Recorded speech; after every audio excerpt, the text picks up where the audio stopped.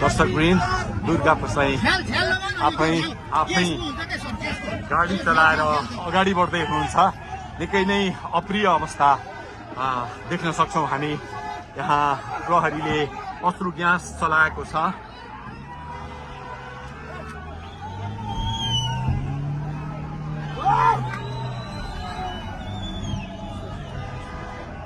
यो तीनकुनेको सडक हो, तीनकुने क्षेत्र हो। उहाँ आफै आफै गाडी चलाउँदै अगाडि बढिराख्नु भएको छ। हामी दुर्गा प्रसादसँगै अगाडि बढिरहेका छौँ। यहाँ निकै ठुलो मात्रामा युवाहरूको उपस्थिति देख्न सकिन्छ। ठुलो मात्रामा युवाहरूको उपस्थिति, प्रहरीको बार तोडेर दुर्गा प्रसाई आफै अगाडि बढ्दै हुनुहुन्छ।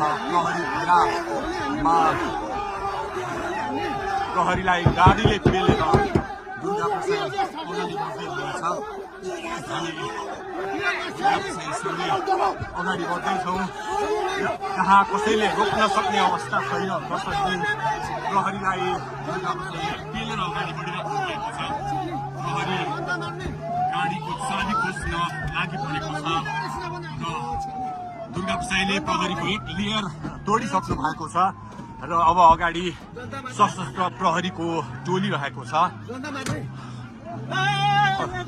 उहाँ अगाडि बढिराख्नु भएको छ। यो गाडीमाथि प्रहरीले अन्धाधुन्दा लाठीचार्ज गरिरहेको छ। तपाईँ देख्न सक्नुहुन्छ दुर्गा प्रसाईको गाडीलाई प्रहरीले रोकिराखेको अवस्था। उहाँले यो प्रहरीका सम्पूर्ण सुरक्षा घेरा तोडेर दुर्गा प्रसाई अगाडि बढ्नु भएको छ र यति बेला तीनकुनेको यो पुलबाट अगाडि बढिसकेको छ। यो दृश्य अगाडिपट्टि